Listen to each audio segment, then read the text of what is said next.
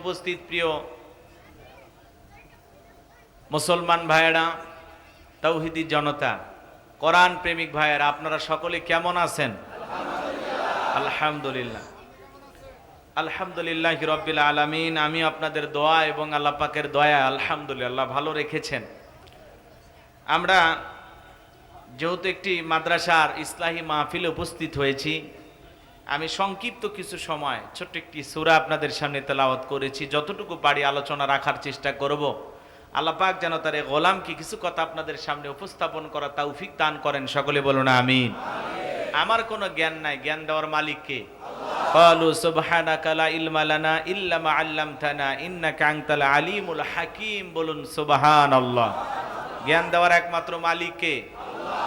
কোরআনের কথা শোনার জন্য আপনারা নিয়ত করে বসেছেন। সবাই আল্লাহর কোরআন থেকে কথা শুনতে চান।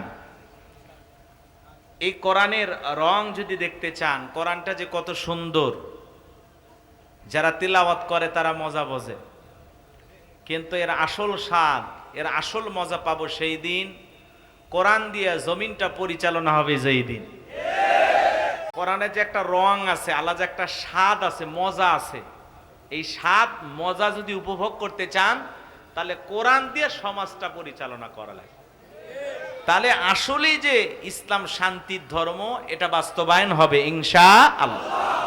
তো সামনে গেলে আলোচনার প্রেক্ষাপটে যদি বলা সম্ভব হয় কিছু কথা আপনাদের সামনে উপস্থাপন করব ইনশাআল্লাহ। ছোট্ট একটি সূরা তেলাওয়াত করেছি, সূরাটির নাম কাউসার। কি নাম? কাউসার। অনেকের সন্তানের নামও কাউসার থাকে নাকি বলেন? একটু আওয়াজ জোরে দেবেন, যদিও সংখ্যায় কম বৃষ্টির ভিতরে। যেভাবে আমার ভাইয়েরা প্রচার প্রসার করেছেন, হুজুর যেভাবে বললেন, আসলে বৃষ্টি যদি এই আসর থেকে মাগরিব পর্যন্ত অনেক বৃষ্টি হয়েছে, এই জন্য লোকজন কিছু কম আসছে।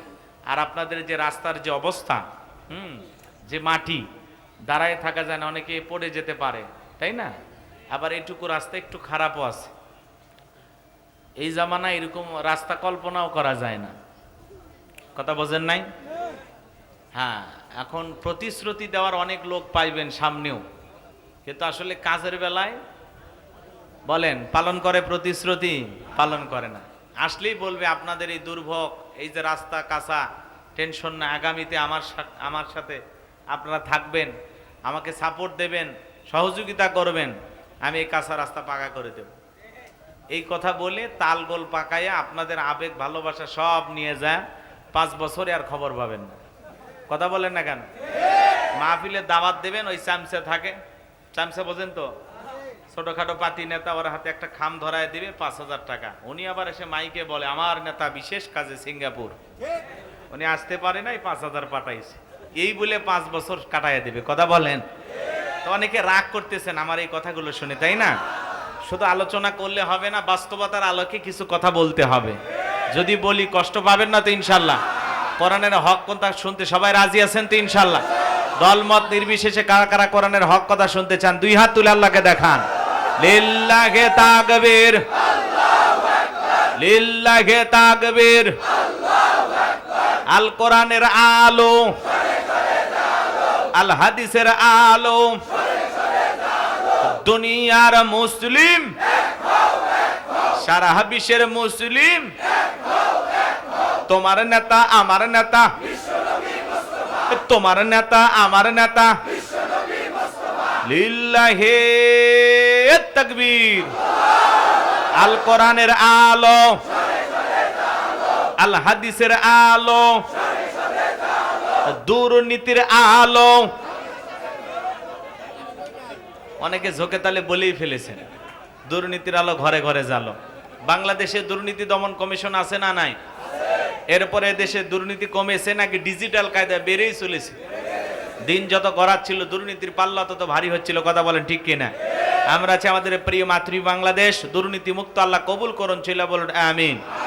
আমরা আছি আমাদের বাংলাদেশ মাদক মুক্ত আল্লাহ কবুল করুন, চিল্লা বলুন আমিন। আমরা আছি আমাদের বাংলাদেশ যৌতুক মুক্ত আল্লাহ কবুল করুন, চিল্লা বলুন আমিন। সম্মানিত ভাইরা, আমার ভূমিকা লম্বা কথা নয়, সরাসরি মূল আলোচনায় প্রবেশ করতে চাই। 12টা পর্যন্ত থাকবেন তো ইনশাল্লাহ? 1.5 ঘন্টা সময় আল্লাহর কোরআনের জন্য দেবেন তো ইনশাল্লাহ? কারা কারা ডান হাত তুলে বলেন ইনশাআল্লাহ? আর একটু জোরে বলেন ইনশাআল্লাহ। হাত নামান। এই যে ওয়াদা দিলেন, প্রতিশ্রুতি ভঙ্গ করা কিসের লক্ষণ? মুনাফিকের লক্ষণ। আমার বিশ্বাস গাজীপুরের মাটিতে কোনো মুনাফিকের জায়গা নাই, কথা বলে ঠিক না? আমার বিশ্বাস আপনারা নির্ভেজাল খাঁটি মুমিন। কি আমি বিশ্বাস রাখতে পারি তো আপনারা মুমিন? ব্যাস নিজেদের ওয়াদা ঠিক রাখবেন, ওটা বাসা করলে বুঝে নেবেন ওইটা কি। যাক, আপনাদের বলা লাগবে না, জ্ঞানীর মানুষ আপনারা, জ্ঞানী লোকের জন্য ইশারায় যথেষ্ট, কথা বলেন ঠিক কি না? চলুন আলোচনা শুরু করা যাক। জবান ছেড়ে সবাই একটু মহাব্বতে আমার সঙ্গে তেলাওয়াত করুন। আউযু বিল্লাহি মিনাশ শাইতানির রাজীম। বিসমিল্লাহির রাহমানির রহিম। বিতাড়িত মুর্দার শয়তানের কাছ থেকে আল্লাহ পাকের কাছে আশ্রয় প্রার্থনা চাচ্ছি। পরম করুণাময় অসীম দয়ালু আল্লাহ তাআলার নামে শুরু করছি। ইন্না আ'তাইনাকাল কাউসার ফাসাল্লি লিরাব্বিকা ওয়ানহার ইন্না শানিয়াকা হুয়াল আবতার। আল্লাহু আকবার। যে কোনো আয়াত বা সূরার তাফসীর করতে হলে কোন প্রেক্ষাপটে কোন সময় আল্লাহ তাআলা নাজিল করেছেন সেই নাজিলের প্রেক্ষাপট জানার দরকার আছে না নাই?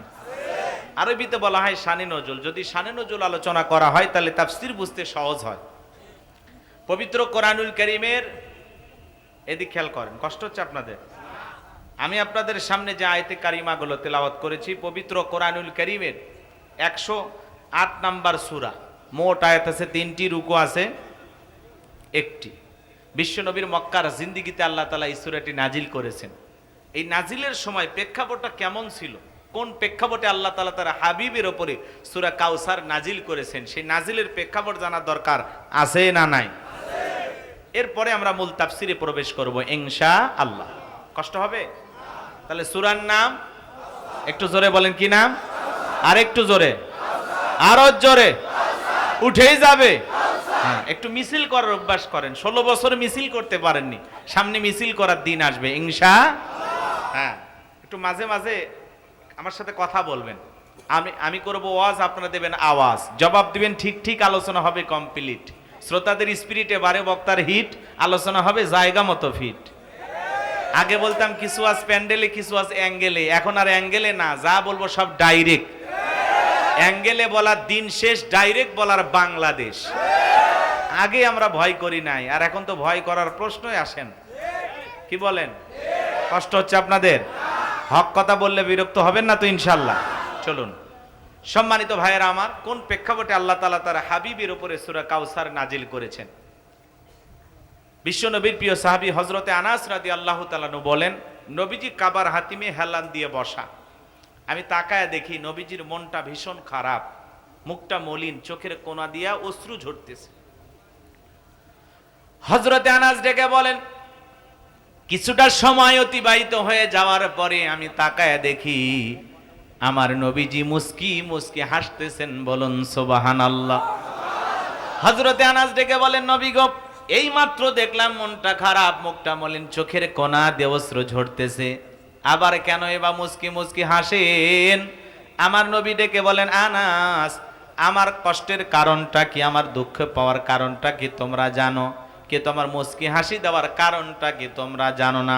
নবী কেন হাসেন, কেন কাঁদেন, এর পেছনে রহস্য আছে না নাই? নবীজির কান্না করার কারণ হলো নবীজির কলিজার টুকরা ছেলে সন্তানগুলো জন্ম নেয়, আর একে একে ছেলে সন্তানগুলো মারা যায়। আবুল কাসেম মারা যায়, আবু তাহের মারা যায়, ইব্রাহিম মারা যায়। বাবা হিসাবে নবীর মনেও কষ্ট লাগে কিনা? আপনারাই বলুন, আল্লাহ না করুক আপনার আমার সন্তান যদি মারা যায়, অবশ্যই আপনি আমিও কষ্ট পাবো। নবীজির ছেলে সন্তানগুলো মারা যায়, আর নবীজির কাছের চাচা নাম হলো আবু লাহাব ডেকে বলে, ভাতিজা, তোমার বংশে বাতি জ্বালানোর কেউ থাকলো না, তুমি একটা লেজ কাটা, তুমি একটা নির্বংশ, তুমি একটা হাত খুঁড়ে, জোরে কন্যা উযুবিল্লাহ। যদিও রাসূলের 4টা কন্যা সন্তান জীবিত ছিল, কিন্তু ছেলেগুলো জন্ম নেয় আর একে একে মারা যায়, আর নবীজির কাছের চাচা হয়ে সমালোচনা করে। আপনারাই বলুন, আল্লাহ না করুক আপনার আমার সন্তান যদি মারা যায়, কাছের আত্মীয় স্বজনদের উচিত বিপদের দিনে সান্ত্বনা দেওয়া, বাবা তুমি সবর করো, ধৈর্য ধারণ করো, সন্তান দেওয়ার মালিক আল্লাহ, সন্তান কেড়ে নেওয়ার মালিক আল্লাহ, জীবন মৃত্যুর একমাত্র মালিক আল্লাহ। আল্লাহ দিয়েছেন, আল্লাহ নিয়েছেন, মন খারাপ করো না। আল্লাহ যদি চাই বছর না ঘুরতে আবারও তোমাদের ঘর আলোকিত করে সন্তান দিতে পারেন, তিনি কি? এজন্য কাছের মানুষদের উচিত বিপদের দিনে সান্ত্বনা দেওয়া। কিন্তু নবীর চাচা আবুল হাব এতটাই খারাপ, ডেকে বলে, ভাতিজা তোমার বংশী বাতি জ্বালানো কেউ থাকলো না, তুমি একটা লেজ কাটা, তুমি একটা নির্বংশ। একে তো সন্তান হারানোর ব্যথা, আবার আপন মানুষদের সমালোচনা, কষ্ট কমে না বাড়ে? আশেপাশের মানুষ কিছু বললে দুঃখ মনে হয় না, কিন্তু খুব কাছের মানুষ যদি কিছু কথা বলে, ঠাট্টা বিদ্রুপ করে, কষ্টটা কমে না বাড়ে? সম্মানিত ভাইয়েরা আমার, নবীজির ছেলে সন্তানগুলো কেন মারা গেল? শিশুকালে আল্লাহ তাআলা কেন তাদেরকে উঠিয়ে নিলেন? একটা ছেলে সন্তানও কেন জীবিত থাকলো না? অনেক পয়গাম্বরের সন্তান দুনিয়াতে জীবিত ছিল, প্রাপ্ত বয়স পর্যন্ত, যৌবন পর্যন্ত, কিন্তু নবীজির একটা ছেলে সন্তানও কেন জীবিত থাকলো না? আল্লাহ তাআলা কেন উঠিয়ে নিলেন? এর পিছনে কারণ আছে না নাই? নবীজির ছেলে সন্তানগুলো শিশুকালে বিদায় নেওয়ার পিছনে কারণ আছে তিনটি। জোরে বলেন কয়টি? নবীজির ছেলে সন্তানগুলো কেন জীবিত থাকলো না? আল্লাহ তাআলা কেন তাদেরকে শিশুকালে উঠিয়ে নিলেন?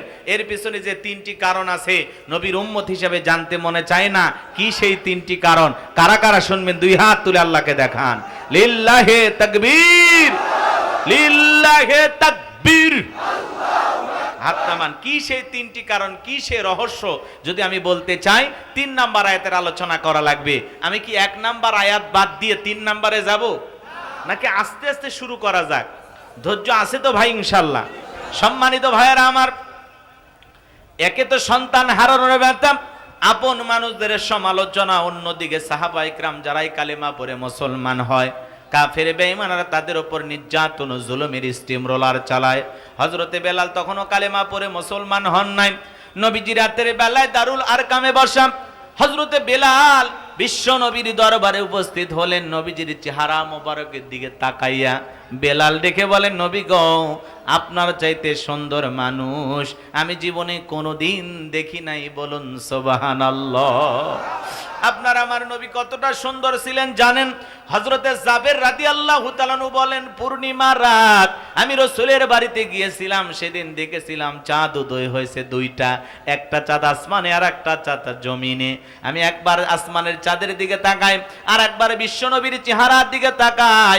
হযরতে জাবের রাদিয়াল্লাহু তাআলা আনহু বলেন, ওই আকাশের পূর্ণিমার চাঁদের চাইতেও আমার কাছে বিশ্ব নবীকে বেশি সুন্দর মনে হয়।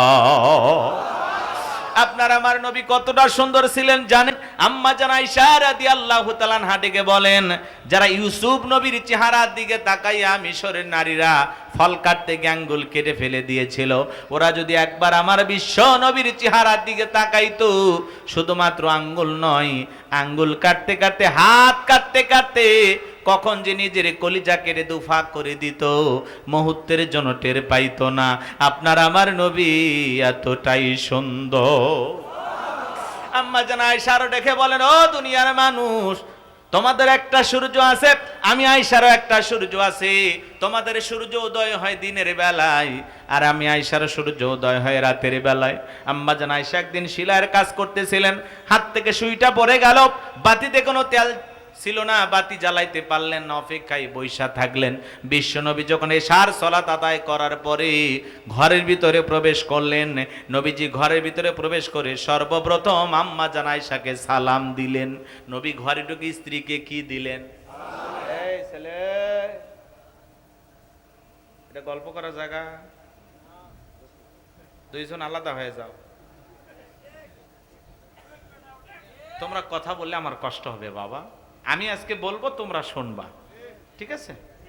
এতই গল্প, মানে তোরা বন্ধু নাকি? সেই গল্প, মানে আমি ওয়াজ করতেছি, ওদের গল্প আমার কানে চলে আসতেছে। গোপন কথা এই জায়গায় বলো না, পরে মামলা খাবা, চুপচাপ থাকো। কষ্ট হচ্ছে আপনাদের? সম্মানিত ভাইয়েরা আমার, দিল দিয়ে কথাগুলো বোঝার চেষ্টা করবেন বাজান। নবীজি ঘরে ঢুকে স্ত্রীকে সালাম দিলেন। আপনি আমি যখন বাড়িতে প্রবেশ করি এই অভ্যাস কি আমাদের ভিতরে চালু আছে? ঘরে ঢুকে স্ত্রীকে সালাম দেওয়া এটা নবীজির সুন্নত। সুবহানাল্লাহ। ঘরে ঢুকে কোনো কথা নাই, সর্বপ্রথম স্ত্রীকে সালাম দিবেন। আসসালামু আলাইকুম রহিমা, কেমন আছো সোনা? ঘরের দরজাটা খোলো না, আমি তোমার লেটনের বাপ, তোমার দিওয়ানা।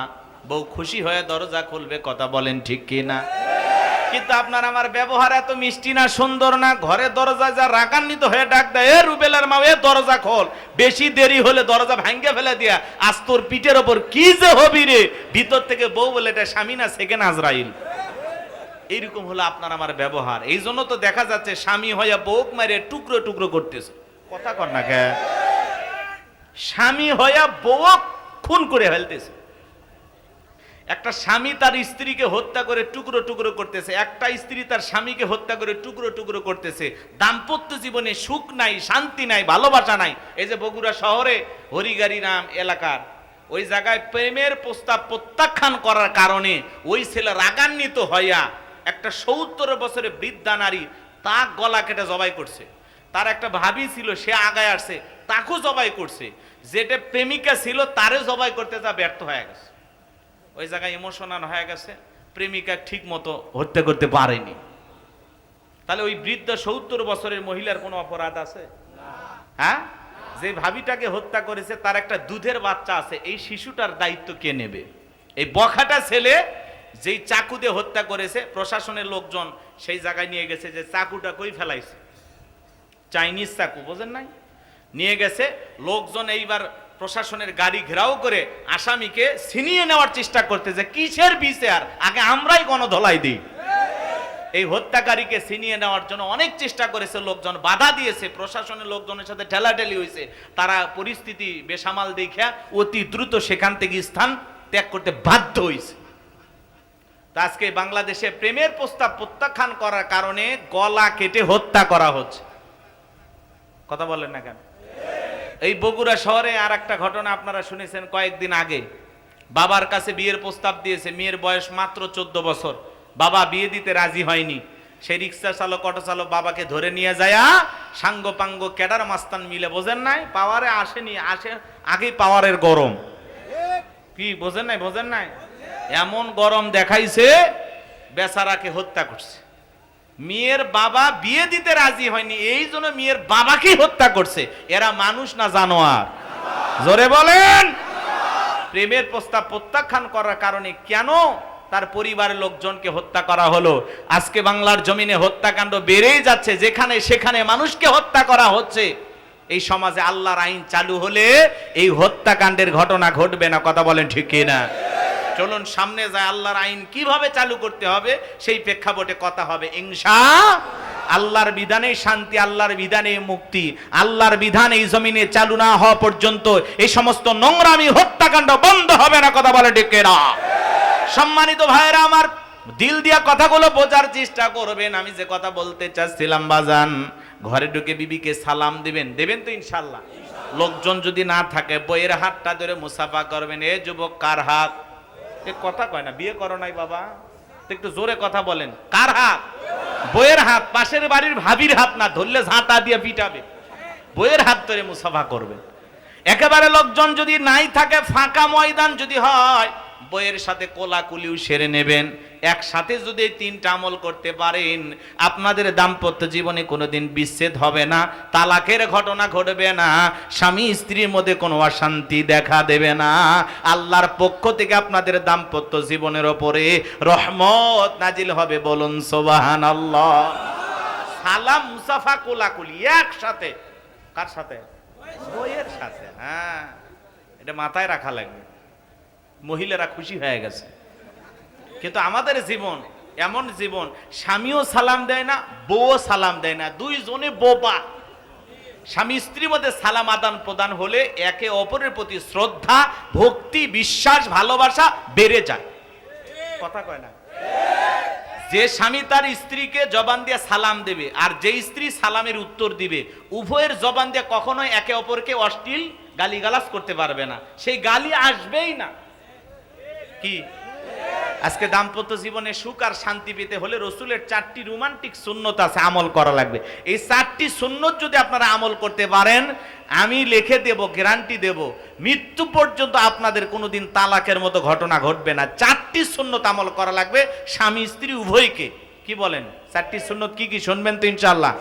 স্লোগান শোনেন না? আপনি কি দাম্পত্য জীবনে অসুখী? তা আপনি যদি সুখী হতে চান, কয়টা সুন্নত? কারা কারা শুনবেন হাত তুলে দেখান তো দেখি। লিল্লাহি তাকবীর। আল্লাহ কবুল করুন, জোরে বলুন আমিন। আমি যদি এখনই সুন্নতগুলো আলোচনা শুরু করি, এলোমেলো হয়ে যাবে। সামনে একটু যাইতে দেন, শেষের দিকে বলার চেষ্টা করব ইনশাআল্লাহ। কি বাজান, রাগ করতেছেন? আমার ভাইয়েরা, দিল দিয়ে কথাগুলো বোঝার চেষ্টা করবেন। স্ত্রীকে সালাম দেবেন, এই ওয়াজ এক জায়গায় করলাম। যুবক ডেকে বলে, হুজুর বউকে সালাম দিতে গিয়ে শরম লাগে। আমি তখন বললাম, বাবা তুমি কি বিয়ে করছো? কি কন হুজুর? 3 সন্তানের বাপ আমি তখন বললাম, বাবা স্ত্রী সহবাসের একটা দোয়া আছে, তুমি কি জানো? কয় দোত হুজুর, এটা দোয়া পড়ার টাইম। স্ত্রীকে সালাম দিতে গিয়ে শরম লাগে, আর এদিকে 3টা বাচ্চার বাবা হয়ে যায়, শরম লাগে না? আসলে এটা শরম না, এটা হলো শয়তানি। শুধুমাত্র স্বামী স্ত্রীর মধ্যে সালাম আদান প্রদান নয়, সূরা নূরের ভিতরে আল্লাহ পাক স্পষ্ট জানিয়ে দিয়েছেন, এক মুমিন যখন আরেক মুমিনের গৃহে প্রবেশ করবে, ওই গৃহবাসীর অনুমতি নিয়ে সালাম দিয়ে তারপরে প্রবেশ করা লাগবে। এক মুসলমান আরেক মুসলমানের বাড়িতে প্রবেশ করতে হলে আগে সালাম দিতে হবে, অনুমতি নিতে হবে, তারপরে বাড়িতে প্রবেশ করা লাগবে। আপনি বাদশা কয়ে বাড়ির মধ্যে ঢুকে যাচ্ছেন, বাদশার বইয়ের ওন্না ঠিক নাই, ওর মা বোন কি করতেছে এক নজরে সব দেখা শেষ, সিসি ক্যামেরা। কথা বলেন না কেন? এটা আমলের কথা। এক মুসলমান আর এক মুসলমানের গৃহে প্রবেশ করতে হলে সালাম দিতে হবে, সালাম দিয়া অনুমতি নিয়ে ঢুকতে হবে। এ সালাম দেওয়া, অনুমতি নেওয়া, এর মধ্যেই মহিলারা থাকলে তারা পর্দার আড়ালে চলে যাবে। আপনি যার সাথে দেখা করতে গেছেন তার সাথে কথা বলবেন, কিন্তু আপনি সালাম না দিয়ে কেমনে একজন মুসলমান আর একজন মুসলমানের গৃহে প্রবেশ করেন? একবার সালাম দিলেন, জবাব নাই। 2বার সালাম দিলেন, জবাব নাই। 3বার সালাম দিলেন, জবাব নাই। 4র্থবার সালাম দেওয়ার আগে ওই জায়গায় ত্যাগ করেন। আপনারা থাকারই দরকার নাই, কারণ এই বাড়িতে মানুষ নাই তো। আর না হলে এখন তো জামানা মোবাইল করেন, কিন্তু এখনকার মা বোনের আবার ডিজিটাল মা বোন, বোঝেন নাই? কোন বাহিরের অপরিচিত পুরুষও যদি বাড়ির যায়, বলে ভাই বাদশা বাড়িতে আছেন, বাদশার বউ বাড়ির গেট খুলে বলে, কি আপনি কোথা থেকে এসেছেন, কি বলতে চান? আমি বাদশার বউ, আসেন ভিতরে বসেন, চেয়ার দেই, একটু চা খেয়ে যান, আমি কিন্তু ভালো চা বানাইতে পারি। কি বলেন? এরকম জামানা আসছে না? গাজীপুরের মহিলারা এমনটা করে না, এটা আমি আমার গাইবান্ধার কথা বলতেছি। বলেন তো, একটা অপরিচিত পুরুষ যদি বাড়ির দরজা আসে, ওই বাড়ির মহিলা তার সাথে সাক্ষাৎ করা জায়েজ আছে? কোন হুজুর কইছে? ঠিকানা দেন। জায়েজ আছে? জায়েজ না। এজন্য মা বোন যারা ওয়াজ শুনতেছেন, মা সাবধান। অপরিচিত পুরুষ যদি বাড়ির দরজা আসে, গেট খোলা তো দূরের কথা, চায়ের দাওয়াত দেওয়া তো দূরের কথা, ভিতর থেকে আওয়াজ দেন, বাসা বাড়িতে নাই, খুঁজে নেন, এমন কর্কশ ভাষায় আওয়াজ দেবেন যাতে ওই লোক বলে যে আমি দরকার হয় শয়তানের দরজায় যাব, তা তোদের দরজায় আসবো না, এই মহিলা না ডাইনি। এমন ভাবে আওয়াজ দেবেন যাতে আপনার আওয়াজ শুনে সে বোঝে যে এই মহিলা খুব কড়া ভাষার একটা মহিলা। আর নরম সুর, আসেন বসেন। আল্লাহ যেন মা বোনদের হেদায়েত দান করেন, এটা জোরে বলেন আমিন। রাগ করেন? আজকে নরম সুরের কারণে দেশটা ডুবে গেল। সামনের দিকে যায় ভাইয়েরা আমার, রাগ করবেন না, মন খারাপ করবেন না, কষ্ট মনের মধ্যে নেবেন না। মা বোন যারা ওয়াজ শুনতেছেন, মা আপনারা কি মনে করতেছেন? মা জামানার অবস্থা কিন্তু খুব একটা ভালো না, সব দোষ খালি ছেলেদের হয়, নারীদের কোনো দোষ নাই। কি বলেন? দোষ আছে না নাই? সামনে যাব, যেহেতু মাহফিলে কিছু যুবক আসছে, একটু হালকা সাইজ করা দরকার আছে না নাই? যুবকেরা ঠিক, পুরো সমাজ ঠিক। আমার ভাইয়ের, আমি যে কথা বলতে চাচ্ছিলাম, আম্মাজান আয়েশা ডেকে বলেন, নবীজি সালাম দিয়ে যখন ঘরের ভিতরে প্রবেশ করলেন, নবীজির চেহারার আলোতে সুইটা কই পরে আছে আমি পরিষ্কার দেখতে পেয়েছি। বলুন সুবহানাল্লাহ। আপনার আমার নবী কতটা সুন্দর ছিলেন জানেন? নবীর সম্মান মর্যাদা কত জানেন? এক জায়গায় ওয়াজ করলাম, ভাই বলেন তোমাদের নবীর নাম কি? বলে হুজুর আব্দুল কাদের জেলানি। পীর সাহেবের নাম মুখস্থ আছে, কিন্তু কপাল পরা নবীর নামটাও বলতে পারে না। এমনও মুসলমান সমাজে আছে না নাই? দিল দিয়ে কথাগুলো বোঝার চেষ্টা করবেন বাজান। নবীর সম্মান মর্যাদা কত জানেন? যে নবী হা বললে তামাম পৃথিবীবাসীর জন্য আল্লাহ পাক হালালে পরিণত করে দেয়, যে নবী না বললে তামাম পৃথিবীবাসীর জন্য আল্লাহ পাক হারামে পরিণত করে দেয়। নবীজি যেই পথে হেঁটে যেতেন সুগন্ধি ছড়াইতো, নবীজি থুতু নিক্ষেপ করলে সেখান থেকে সুগন্ধি বের হইতো। সুবহানাল্লাহ বলেন। নবীজি ওযু করলে নবীজির ওযুর পানি দিয়া সুগন্ধি বের হইতো। আর নবীজির যখন ঘেমে যেতেন আম্মা জানেরা নবীজির দেহের ঘামগুলো শিশির ভিতরে জমা রাখতেন। বিশেষ দিনে নবীজির দেহের ঘামগুলো সুগন্ধি হিসাবে তারা ব্যবহার করতেন। বলুন সুবহানাল্লাহ। নবীর সম্মান মর্যাদা কত জানেন? যে নবী জমিনে পা তুললে মাওলা পাকের আরশে আজদানি আল্লাহ রাব্বুল আলামিনের সাথে মেরাজ হয়ে যায়। আল্লাহু আকবার বলেন। জমিনে পা তুলে মাওলা পাকের আরশে আজিমে পৌঁছে যায়। সুবহানাল্লাহ বলেন। যে নবী হাত দিয়ে চাঁদকে ইশারা করলে চাঁদ দুই টুকরো হয়ে যায়। যেই খাবার 2-3 জন মানুষ খাবে, ওই খাবারে যখন বিশ্ব নবীর পবিত্র হাত মোবারক লেগে যায়, শত শত মানুষ খাবার খেয়েও যেমন খাবার তেমনি থাকে। যেই ছাগলের স্তনে দুধ নাই, বিশ্ব নবী যদি হাত লাগায়া দেন ছাগলের স্তন দুধ দিয়ে পরিপূর্ণ হয়ে যায়। নবীর সম্মান মর্যাদা কত, কয়টা কথা বলবো বাজান। নবীজির মজেজা নিয়ে আলোচনা করলে সারা রাত কথা বলেও শেষ হবে না। সেই নবীর কাছে হযরতে বেলাল কথা মনে আছে না নাই?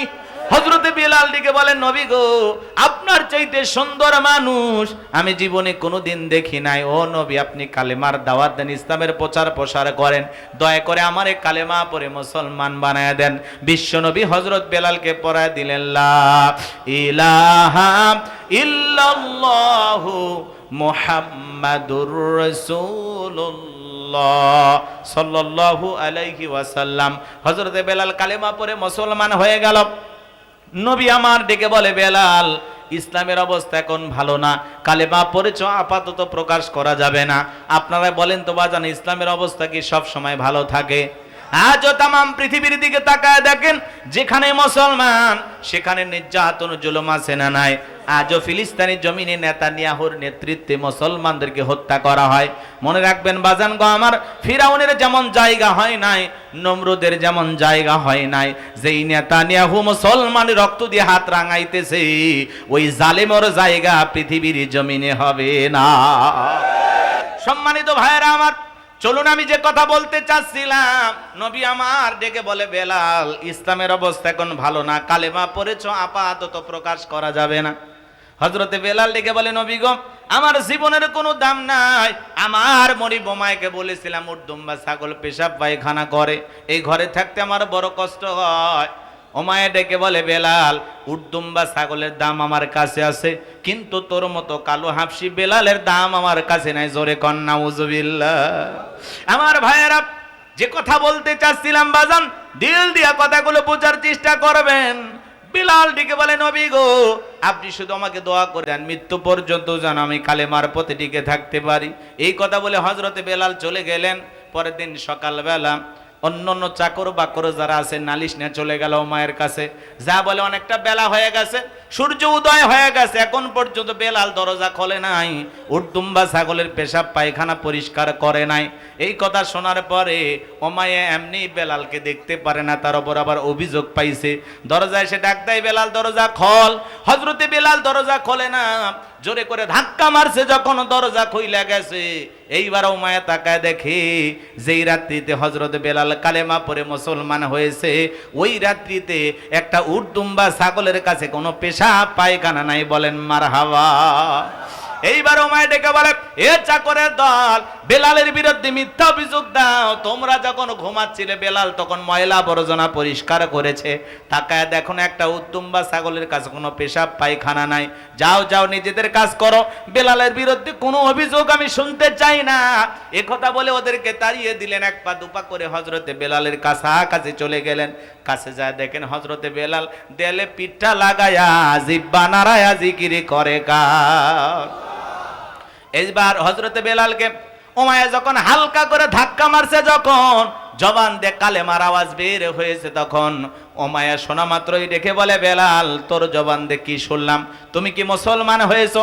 হযরতে বেলাল ডেকে বলে, মুসলমান হয় যারা মিথ্যা কথা বলতে পারে না তারা। ওয়াকুলু কাওলান সাদীদা।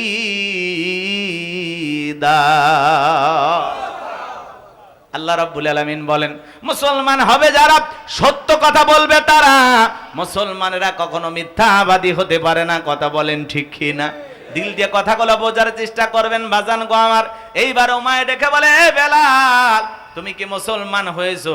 হযরতে বেলাল ডেকে বলে, মুসলমান হয় যারা মিথ্যা কথা বলতে পারে না তারা। আমি গতকাল রাত্রিতে নবীজির হাতে হাত রেখে আমি কালেমা পড়ে মুসলমান হয়েছি। এই কথা শোনার পরে উমাইয়া ডেকে বলে, বেলাল এখনো সময় আছে, তুমি যদি চাও উট দুম্বা ছাগলের মালিক বানায় দেব, থাকার জন্য ভালো ঘরের ব্যবস্থা করে দেবে। বেলাল এখনো সময় আছে, ইসলাম ধর্ম ত্যাগ করে বাপ দাদার ধর্মে ফিরে আসো। কয়েকদিন আগে আবু জেহেল বলেছে, খবরদার দাস দাসীকে নজরে রাখবা, সাবধান ওরা যেন নবী মুহাম্মাদের কাছে না যায়। এই কথা যদি আবু জেহেল জানতে পারে, রে বেলাল আমি মুখ দেখাইতে পারবো না, এখনো সময় আছে, ইসলাম ধর্ম ত্যাগ করো। হযরতে বেলাল ডেকে বলে, উমাইয়া দুনিয়ার কোনো পার্থিব সম্পদের বিনিময়ে বেলাল তার ঈমান বিক্রি করবে না। বলুন আল্লাহু আকবার। বেলালের মতো যারা খাঁটি ঈমানদার এরা কোনোদিন দুনিয়ার টাকার কাছে ঈমান বিক্রি করতে পারে না। কথা বলেন ঠিক কি না? এইবার উমাইয়া ডেকে বলে, এ বেলাল আমার কথাটা যদি না শোনো, বড় নেতা আবু জেহেলকে খবর দেব। হযরতে বেলাল ডেকে বলে, কোন বড় নেতা ছোট নেতা এখন কাউকে গোনার টাইম নাই। আমি দুনিয়ার কোন আবু জেহেলকে ভয় করি না, আমি ভয় করি আমার আল্লাহকে। এইবার উমাইয়া দৌড়ে চলে গেল আবু জেহেলের বাড়িতে, যায় বলে, নেতা সংবাদ খুব খারাপ, আমার বাড়ির কেদোদাস বেলাল কালেমা পড়ে মুসলমান হয়েছে। তাই নাকি? বলে হ্যাঁ। ঠিক আছে যাও, আমি বাড়িতে আসতেছি। আবু জেহেলের সাঙ্গ পাঙ্গ ক্যাডার মাস্তান ছিল, যাদের কাজই হলো মুসলমানদের উপর নির্যাতন জুলুম চালানো।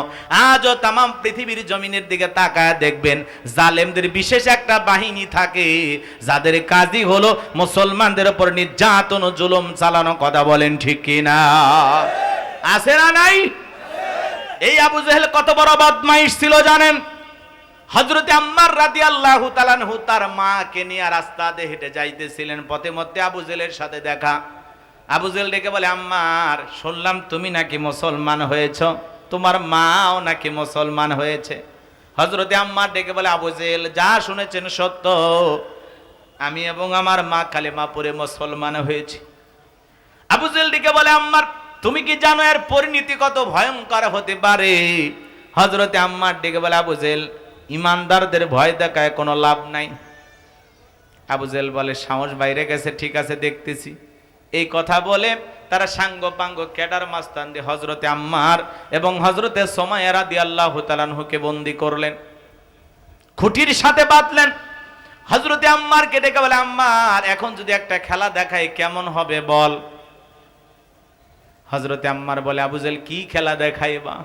দেখে বলে, তোর চোখের সামনে যদি আমি তোর মাকে উলঙ্গ করি কেমন হবে বল। হযরতে আম্মার রাদিয়াল্লাহু তাআলা মাথাটা নত করলেন।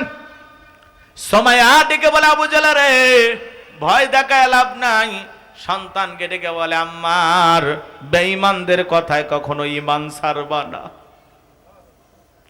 এবার আবু জেহেল একটানে হযরতে সুমাইয়ার দেহ থেকে শাড়িটাকে খুলে ফেলে দিলেন।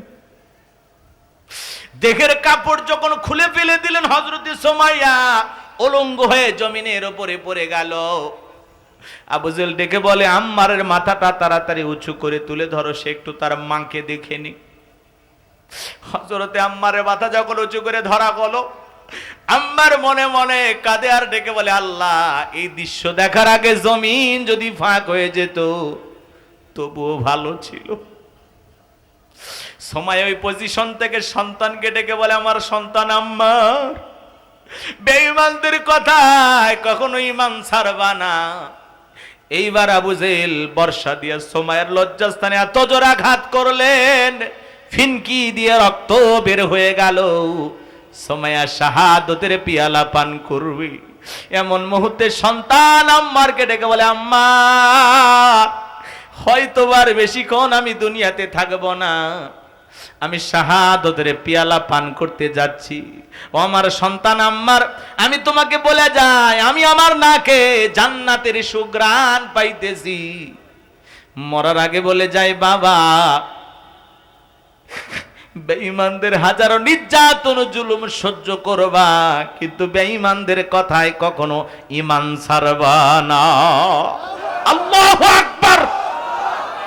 সাহাবায়ে কিরামদের উপরে কত নির্যাতন জুলুম এসেছে, তবুও তারা ঈমান ছাড়ে নাই, পিছপা হয় না। আজকে আলেমদের উপর নির্যাতন জুলুম আসবে, ট্যাগ লাগাবে, পীর সাহেব চরমনায়ের নামে মিথ্যা তহমত দেওয়া হয়। আহা, এমন ভাষায় তাকে গালি দেওয়া হচ্ছে, কথায় কথায় মিথ্যা, গাঁজা খাই মিথ্যা কথা কয়, পীর সাহেব চরমনায়, জোরে কন্যা উযুবিল্লাহ। শাইখে চরমনাইকে অপমান করে যারা বলতেছেন গাঁজা খাই মিথ্যা কথা বলে পীর সাহেব চরমনায়, এবং জঘন্য স্লোগান যারা দিতেছেন, তোমাদেরকে বলে দেই, মনে রাখবা, আলেমদেরকে যদি লাঞ্ছিত করতে যাও, জাতির সামনে আল্লাহ তাআলা এমন ভাবে লাঞ্ছিত করবে, মুখ দেখাইতে পারবা না, আত্মহত্যা করে মারা যাওয়া লাগবে। আলেমদের বিরুদ্ধে কথা বলো না, পীর সাহেব চরমনায়ের বিরুদ্ধে কথা বলো, তিনি গাঁজা খা। এই কথা বলেন না কেন? এই মাহফিলে কে আছেন বিশ্বাস করেন? হাত তোলেন তো দেখি। পীর সাহেব চরমনায় গাঁজা খায়? তিনি হক কথা বলেন, সঠিক কথা বলেন। চাঁদাবাজদের বিরুদ্ধে প্রতিবাদী কণ্ঠ, সময়ের সাহসী পীর, যিনি খানকায় পীর, রাজপথে পীর, পীর সাহেব চরমনায়, যিনি বলেছেন আগামীতে ইসলামের বাক্স হবে একটি, সকল দলমত নির্বিশেষে ওলামায়ে কিরামদেরকে ঐক্যবদ্ধ করার জন্য দিনরাত পরিশ্রম করে যাচ্ছেন। সেই পীর সাহেব চরমনাইকে যারা বাঁকা চোখে উল্টাপাল্টা স্লোগান দিয়ে জাতির সামনে দোষী প্রমাণিত করার চেষ্টা করতেছেন, মনে রাখবেন, জাতির সামনে আপনারাই কলঙ্কিত হবেন। কথা বলেন ঠিক কিনা? হ্যাঁ, এক ছেলে বের হয়েছে, নয়ন নাম, নয়ন, চোখ থাকতে অন্ধ হয়ে গেছে। একজন পীরের বিরুদ্ধে কথা বলে, একজন আলেমের বিরুদ্ধে কথা বলে। আল্লাহ যেন ওই সমস্ত উগ্রপন্থী নেতাদের হেদায়েত দান করেন। এ জোরে বলেন না আমিন। আলেমদেরকে তুচ্ছ তাচ্ছিল্য করবেন না।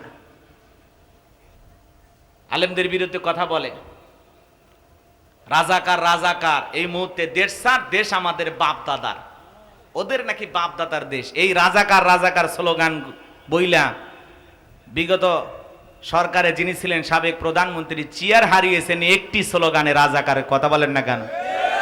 এই ট্যাগ লাগাবেন না, রাজাকার রাজাকার, খেলার দিন শেষ, এগুলো মানুষ আর বিশ্বাস করে না। কথা বলে ঠিক কিনা? এদেশের ওলামায়ে কিরামদের নিয়ে আর খেলতে আসবেন না। বাংলাদেশের কিছু আলেমদের বিরুদ্ধে আবার জঙ্গিবাদের নতুন মামলা দেওয়া হয়েছে, বিশেষ করে আমাদের প্রিয় ভাই মুফতি রিজাউল করিম আবরার, তার নামে মামলা দেওয়া হয়েছে, তারা নাকি জঙ্গি। কথা বলেন না কেন?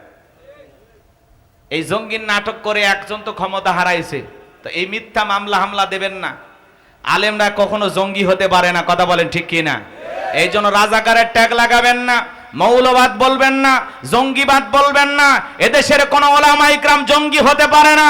এই মিথ্যা ট্যাগ লাগায়া মামলা হামলা দিয়ে আবারও যদি নতুন করে জুলুম সরা করা হয়, বাংলাদেশের মানুষ এমন দাঁত ভাঙা জবাব দেবে, ওই সমস্ত নর্দমার কীট বাংলাদেশের ভূখণ্ডের 1 ইঞ্চি মাটিতেও জায়গা পাবে না। কথা বলেন ঠিক কিনা?